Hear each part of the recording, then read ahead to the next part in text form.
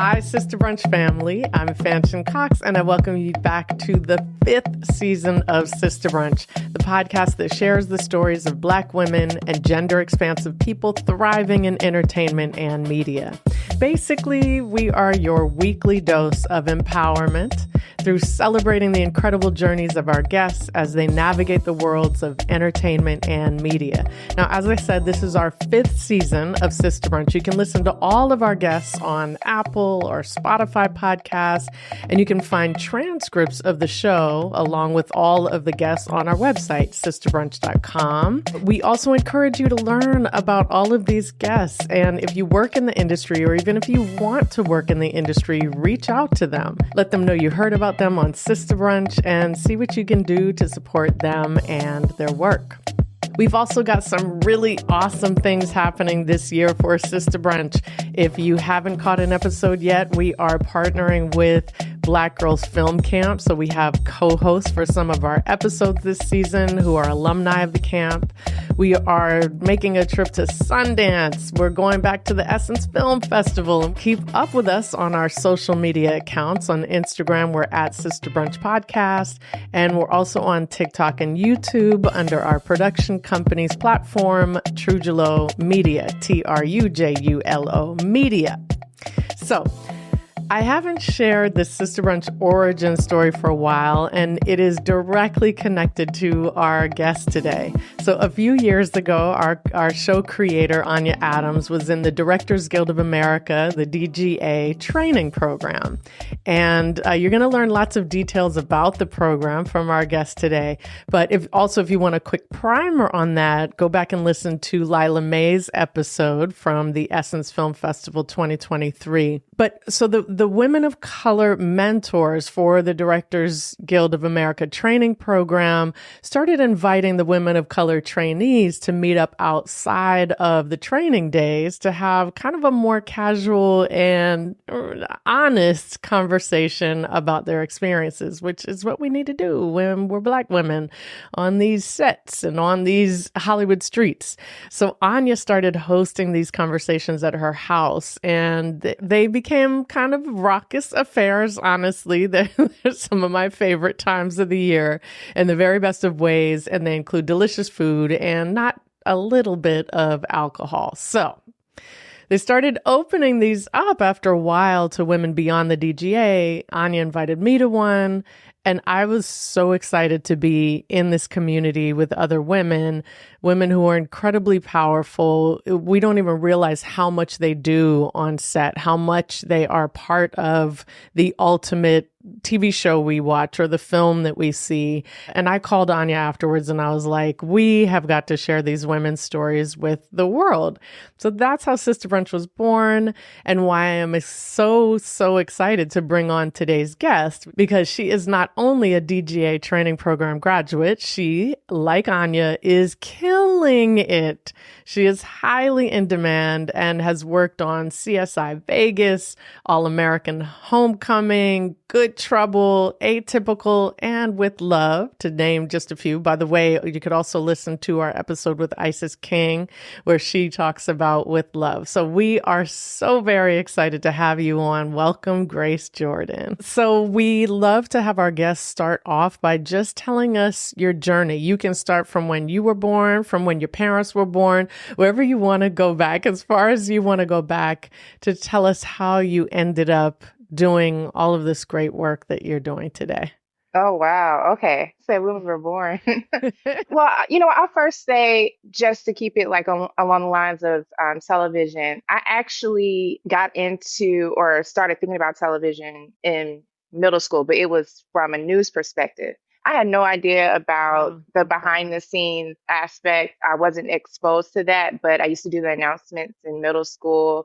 And they used to call me. There is the first African American news anchor in Atlanta, Monica. It was Coffin at the time, Monica Pearson. I love Monica Pearson. Yes. They used to call me that, and so I was like, "Ooh, this is something that I saw between her and Oprah." I was like, "I want to do that," and so I want to do news. And so I went to high school, the local high school I went to, Tri-Cities High School, had a TV production program, but it was a performing arts high school. So I was surrounded by people that it was arts. It was, if you could think fame, that was my high Hmm. school. And I was live at WTCHS, that kind of thing. And Yes. so they actually had us doing job shadowing. We had been to Fox 5. I remember just different like news stations in Atlanta. And then eventually I went to college, went with an internship. I ended up landing at Channel 2, where like the retiring year of Monica Pearson. And Amazing. I was there as an intern, and I was like gathering scripts and, doing my own, making my own reels. So somewhere deep in their station's database, like they have some horrible reels. We gonna find it. No, you are not. But yeah, so they have a reel, and I would go with different reporters and do a stand up and, just kind of create a reel. And just there, I realized I love the aspect of the behind the scenes of putting the overall story together, or the camera aspect, seeing the behind the scenes of it. I love that. And I just realized like my actual love for the hard news every day wasn't as big as my love for behind the scenes. Like I could tell I was adjacent, like I was adjacent to Okay. it. So and with my degree, I ended up actually getting into music videos as a PA, because between when I was graduating from high school and this time, the film industry has started growing here in Atlanta. Okay. I'm curious. So, first of all, I feel like there's this pattern growing where people talk about they were the ones that did the announcements at school. And That's in a my thing. I'm starting to think, because I've heard it more than once. My generation, we didn't do that. I feel like after my generation was like, they started playing music for us to go, through classes. But then I started hearing these stories about folks doing the announcement. So I love that. So we'll say you had this early seed planted, and then also you were in Atlanta and Hmm. continuing from where you left off. I think that's a really important point to make to our listeners, especially, that you don't have to be located in LA. You don't even Hmm. necessarily have to be located in Atlanta anymore or these other cities. But I think that's an important point. Plus, Monica Pearson. So you had all these amazing. And how about your parents? Were your parents in the industry at all? No, my mom is actually a para. My dad is a floor leader at a warehouse. I would say the closest I had to that was I did have family. I had a family member that was into politics. And so I was a page for them. And I used that as a way to like talk to some of the reporters there on campus when I was trying to get, I was like, anyway, I can get next to a reporter. That's how it works, right? That means you're really good at what you're doing. You're you like, know? yeah. But as far as at the time, it wasn't someone in the business. It later on, like we kind of had the same. I do have a family member that is in the business. And around the time that I was trying to get in, I think she was just getting in too. But Okay. she was able to get into a program with NBC and become, it was an executive program with them. So it was a little bit different of a path. Like we both were having our own paths, but at the same time. And I mean, she progressed, and I could have used that card, but I was like, I wanted to get in my own and kind of get in my Mhm. own way. And after that, I ended up PAing a few music videos, but I also was like, okay, well, I want to get on a set, because I knew sets existed. Like by this time, like it was from high school to 2011, they shot The Change Up out here. They had shot the first season of Atlanta, and I'm like, they are shooting stuff out here. I remember like it was such a big thing when Walking Dead was shooting out here, because, and it's still to this day, like they had, they were shooting in different locations and you would see it. And I'm like, oh, I want to go to that location. Like it's a thing for me. Like if I see a location, my family probably like are like tired of me saying it. Like I say, oh, they shot such and such there, or they did this year. I'm that person. And Yes. so I ended up going to Atlanta Film Festival, and Mm. wherever I could hear, okay, how do you get into the business? I would try to go there. So Atlanta Film Festival actually had PA Academy, and Angela Barnes from Sista Brunch was Yeah. had spoke at Atlanta Film Festival, and she mentioned the DGA trainee program. Mm. Now at the time, like the person that was over it, she was like, they're not going to get into you guys. You guys haven't even had a day on set. And I was like, I heard about this program. I want to get to that. So Angela ended up speaking at Bronze Lens Film Festival, and I was like, okay, I want to ask her more about this program. Mm. So I don't know if I advise anybody to do this, but I was like, okay, she's speaking there. And I knew that it was a little bit more intimate. You could actually talk to people on the panel. So I paid for a 1-day pass to go to Brunson's Film Just Festival. to be able to go talk to Miss Barnes and plant those seeds.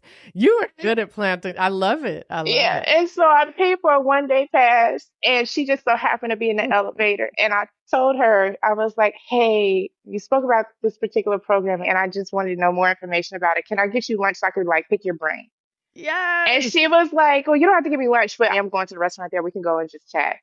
Child, they were taking forever because she was about to speak. So I was grabbing waiters and not knowing in my brain, I'm solving problems in front of her and basically showing what an AD does. I'm like, Yes. I was like, it would took forever for a waiter to get there. And I'm like, I'm not gonna be able to speak to this lady. And I'm not gonna be able to like, ask any questions if a waiter doesn't get here. So I went and got a waiter, and told them, hey, we need to get this to go.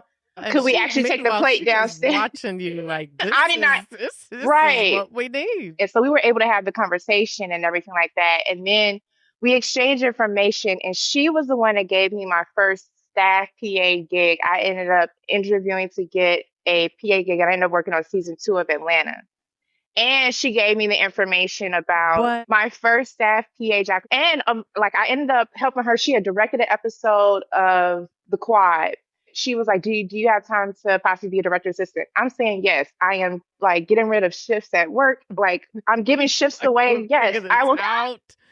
I will come. Grace. Yes, Grace. We're gonna make this work. Yes. I also did that with her. So I did a couple of day plan days, and I helped on her episode. And then they asked me to come back in PA because they saw me helping her. And I was like, sure, I'll come PA. So my first like union PA days was because of Angela Barnes. Oh my goodness. Yeah. Angela Barnes, so Sista Brunch, like yes. Sista Brunch carried over before I even got into the program. There is a sisterhood, and it's felt very much so where you have individuals that would reach down and like, okay, she's trying to get up the ladder. She's clearly trying to get in. I love it. Yeah, and that's how I got into PA, and I was applying for the program. Once I found out about it, I applied. It took me 3 times. The people who are unicorns, they got in one. I'm jealous. But it took me 3 times. About that. Yeah. It's very competitive. It is. It's extremely competitive. And after that season, I say it was in God's timing for me, because after that season of Atlanta, I had the choice. I was like, okay, either I would get into the program or I'm just going to work. Like by this time, I started getting a lot of day plan days, and I had switched my employment. I was a long-term sub. And so I switched where if I day played, I day played. If I wasn't day playing, then I would go sub in a classroom with students here. Nice. So that's what I would do. Were you subbing for any classes at all? Mm-hmm. Yeah, like my last long stint, I was a 6th grade long-term sub for middle school students. Did you do a bachelor's for that? What qualified you to do that in Atlanta? Is there like a particular program? Do you have to get a certificate or anything? You have to at least have an associate's degree, and you've had 2 years of college, and you do a certification to be able to become a sub. Hi, everyone. This is Grace, and you are listening to Sista Brunch. Many, many, many thanks to our amazing patrons on Patreon. Your support lights up our Sista Brunch world. If you love what we do and you want to join this incredible community, head on over to patreon.com/sistabrunch. That's where you can make a financial contribution to us to keep our podcast going. You can do it for as little as $5 a month, becoming an intern of the show, or all the way up to $100 a month as an executive producer. There are perks there. And if you want to give us even more, we'll take that as well. And we're now tax deductible with our fiscal sponsor, Women Make Movies. We cannot wait to welcome you into the Sista Brunch family on Patreon.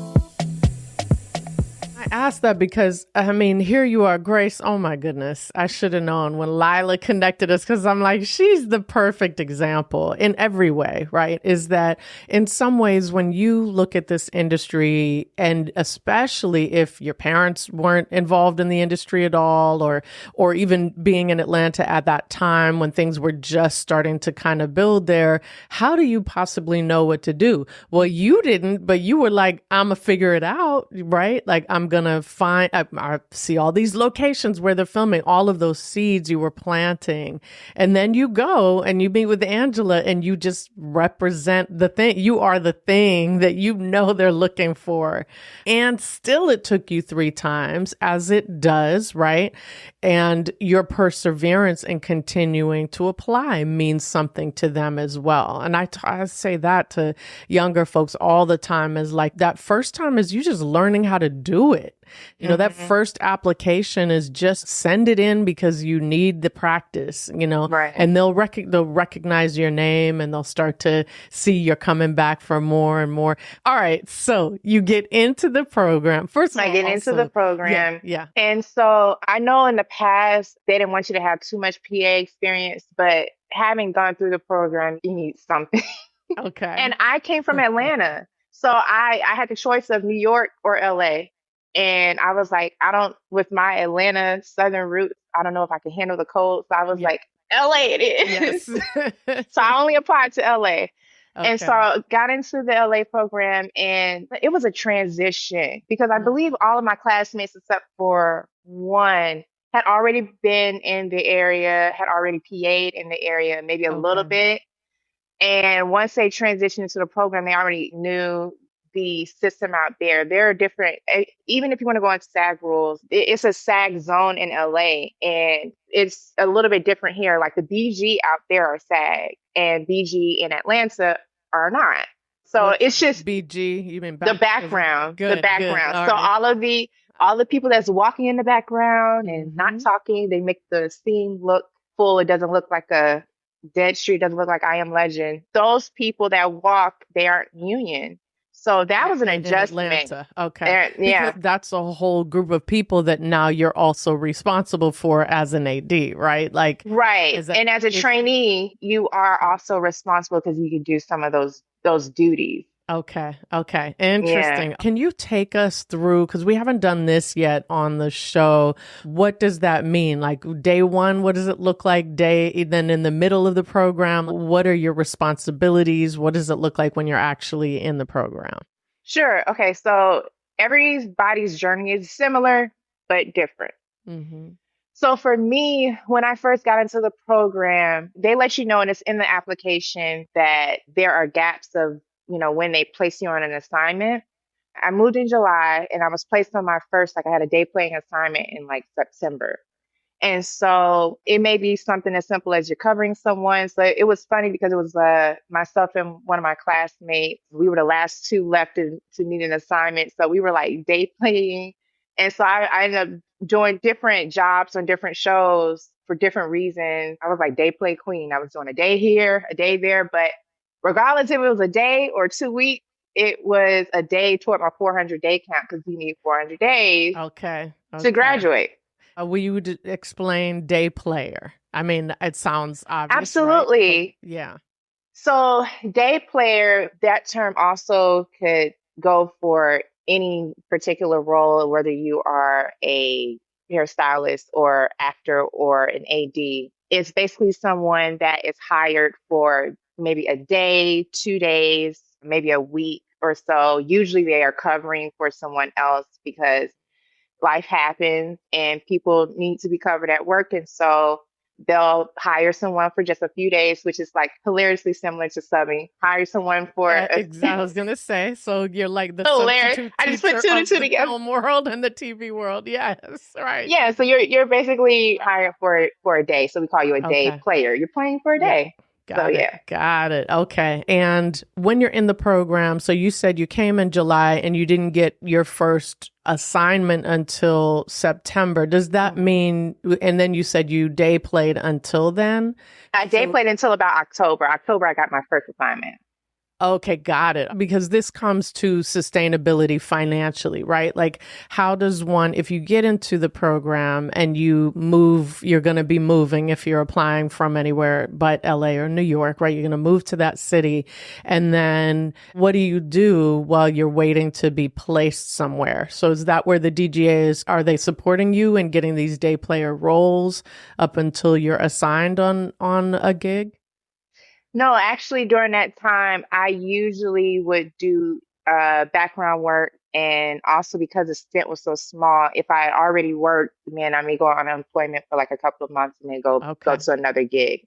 But usually it was background work, As an which was actor.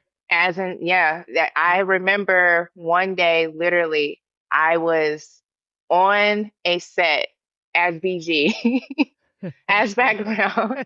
I got a call on set. Hey, we need you to go to Manhattan Beach and cover this particular trainee. This is before COVID. They're sick. They need to go home. Copy that. So fortunately, one of my classmates, this is hilarious because we're sprinkled throughout. One of my classmates was actually, it was their assignment. Okay. So I pulled her to the side. I was like, hey, Lila just called me. I gotta go. And she was like, oh, okay. And so because I showed up, I ended up getting paid for that day and for a day. Yeah. So that worked. I was maybe, happy. I don't know. Can we say that out loud? You're not going to get in trouble for that. No. No, because if you show up and you go to work, like Central's gonna pay you. They have to pay you. So I ended up so I had to leave early and they understood. I told them, hey, because I usually don't tell anybody that I'm a trainee either, because one of the things that we have to do a background day. So that's how I found out, like, oh, wait. I didn't know that. We have to, because we're the people that are over background. And so you should know what you should know what you're getting into and what they go through.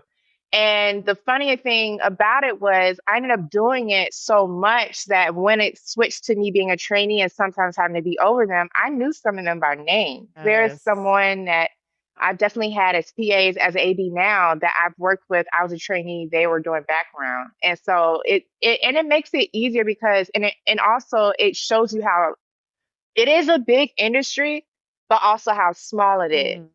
Because a lot of times, like when people are just trying to get into the business, period, I always tell them do background first. If you have absolutely no way that you have no contacts whatsoever, you don't have like maybe a film festival or something like that, no one's doing any type of workshops, then do background work. If you move to LA, do background work first, because then you also need to see if you actually like the hours. That's one way to know if you really are for it or not. It's because those hours are nothing to play with. That's brilliant. That's brilliant. So I moved out here as an actor and I did a whole lot of background work, and I had done theater growing up. And so I was like, I want to try film and TV. I couldn't stand it. And you're making me realize right now, that's when I realize I still am really a theater actor. Being on set for that long, being background, I'll just say actors, I'm sorry, are basically props in film. I'm sorry.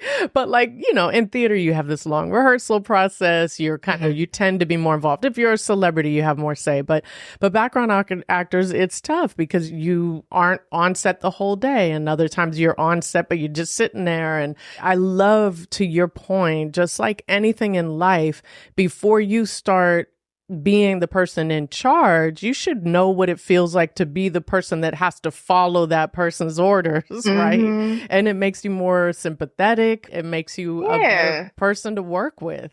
Yes, I would do background work and audience work. I'm not going to go into like the shows that I did, but there are some shows where you will sit in the audience, they'll pay you to clap.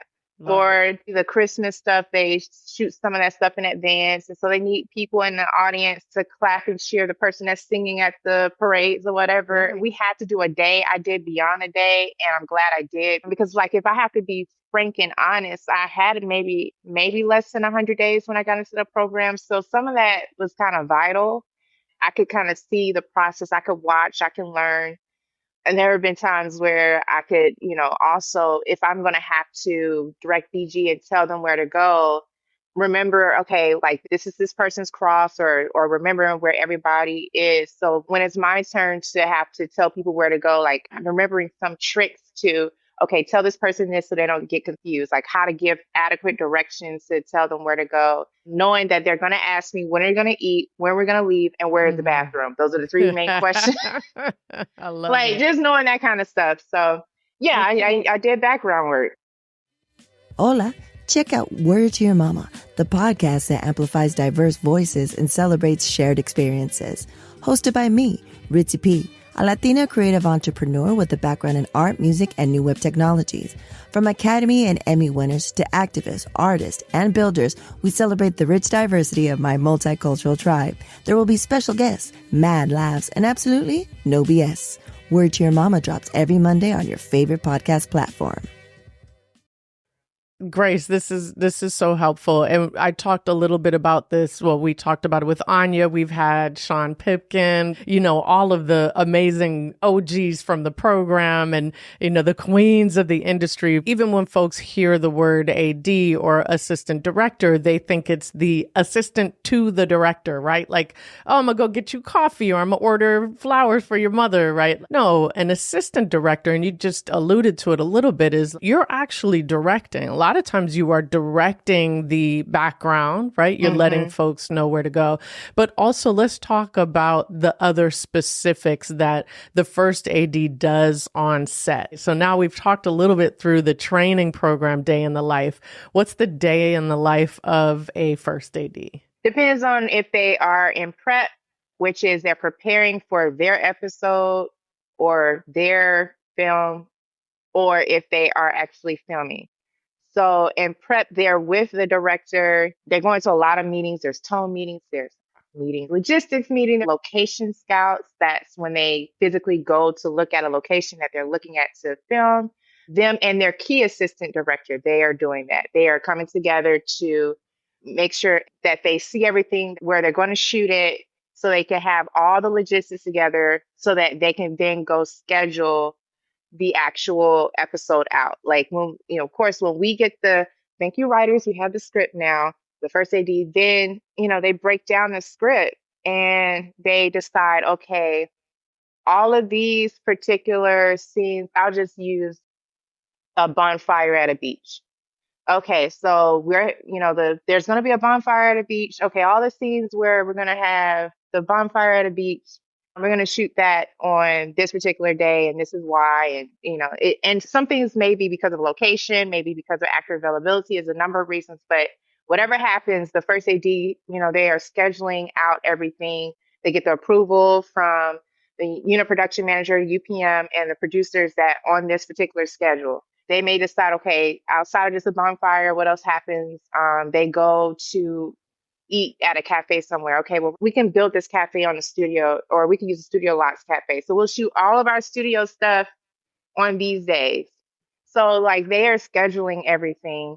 And then the key is making the call sheet. So every day we have this particular piece of paper. This is so funny. I'm talking about this because Angela actually was talking about this at Brunswick. I love it. And this is hilarious. I love this. I love it. Yeah. This is hilarious.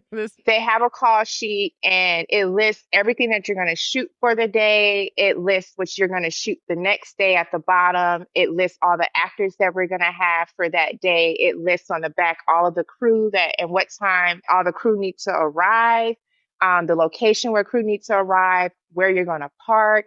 All of this information, all of the information that is gathered by the first AD and the key second AD. The key second AD then places it onto this document, which is a call sheet, and the call sheet is dispersed the night before with everything going right, hopefully, because if something has to change, then you get into a blue call sheet. You go down, there's a list of colors of like, if you're going past the blue, your day was horrible.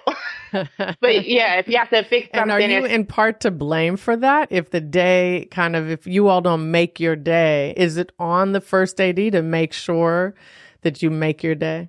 It depends. It's a number of reasons why things happen. Sometimes it's completely out of your control. I would say it's because I haven't first it yet. But from my time in the industry, one of the times is if they're not thinking ahead, like say, for instance, if they know that they're the ones that's physically mainly talking to the director outside of like maybe writers and a producer. Mm-hmm. So they should know what the director is thinking that, okay, I only need 2 more shots of this shot. If they know we're about to go to another scene, the first AD needs to tell the second, which is what I'll be doing on set. Tell me, hey, we're going to be going to the next scene. Making sure that we're all checking the status of the next round of actors. It is an assembly line. If you have this set of actors here, what is the next set doing? Are they done in base camp, base camp is the area where The actors are getting ready. You have hair, makeup, wardrobe outside in base camp, getting them ready and show ready. So there should be, okay, we're about to move to the next shot. They will probably tell me, which is my job, to let the base camp AD know, hey, we need to go ahead and send the actors up so they can already be here and be ready for rehearsal. Because what a smooth and perfect world is when the next set of actors are right there. The director says, cut. We say, moving on. And we go to the next set. And the actors are there. And rehearsal starts immediately. That is perfect. That is perfect. Life is great. I love It doesn't always happen that way, but if they're thinking ahead, that's someone that's thinking ahead, or they scheduled it in a way that made sense. If you can't be over ambitious. Yeah. You do have to have a little faith, but you can't be over ambitious where the day is like, this isn't going to happen. This day is shot. So that's when it's maybe possibly their fault, but you can't control if someone gets sick. You can't control if the casting company didn't send the right person. You can't control if the location decided to change their mind. You can't control if someone COVID. You cannot. Oh, which COVID taught us one thing. You cannot control it. You can't control it. You're basically learning on the fly the AD job. So you don't want to like do it and then just quit because it's really not what you want to do anyway. You want to do it and, sustain and actually graduate, because it's only, like, if we're going to be real, majority of the time outside of like post COVID, I think they had like 20 something people, but I know my class had 10 people, class before me had 15 people. And this is out of like several hundred. So like 1,000 people that apply. Right. So it's only so few spots. So if you want, like, you really need to do it if you want to AD. And that's something like, I was like, this is along my path. This is something I wanted to be on set. Being an AD on set helped me to be able to talk to and get in contact with a lot of departments, and to be able to learn the overall business in general, like learning like how is a set supposed to run. Being an AD does that. But of course, like I said, the program, you're learning on the fly. So it's a sacrifice. And not to mention, we need Black women ADs, Black women gender expansive ADs, right? Like, this is a person who is highly visible on sets. And it matters when we see ourselves, right? We see ourselves doing that role. And that matters to the actors. It matters to the hair and makeup folks. It matters to the producers, like, to see Black women in these roles. And I know the DGA training program is not only for Black women, but, that's what but like, to see that really, really makes a difference. And so, yes. And Lila made that point, is like, don't apply unless that's the thing that you want to do, because that's what you're going to learn how to do. And the DGA is investing in you. We want you. You've done a lot of TV, and the TV you've done, a lot of the shows you've done have had this kind of like diversity, inclusion, sensibility to them, at least the storylines. You've done All American Homecoming, you've done Good Trouble, Atypical, right? They're certainly the kind of stories that I, at my production company, support and want to have more of. So I'm curious, does that translate to the behind the scenes? Like, we see it in the cast. Let's talk about it. I know we're not having a real Sista Brunch with the alcohol, but this is one of the things we talk about, right? Is like, does it just look good? And then when you're doing it, to the extent that you can, share about that. So I love when shows take pictures of their crew, because when they take pictures of their crew, it tells you everything. Because we are not there yet. I can't tell you the amount of times I have been in base camp and I had to give a certain level of, no pun intended, grace, because I'm like, I know that this particular talent may not have like the proper. You being so nice. You working really. The consideration for diverse talent was not considered. And so I know that it's taking a lot of time, because the actor is having to say, hey, that color's not right. And I've also have had to, I remember a very specific time, I won't name the show, where someone was trying to say that the actor was being difficult. And so I said, did they yell? Did they say something snarky? What, like, because I didn't hear any yelling. I didn't hear any rude comment. An actor asking a question, especially when it comes to something that's on their face, is not a difficult actor. That's them speaking up for themselves.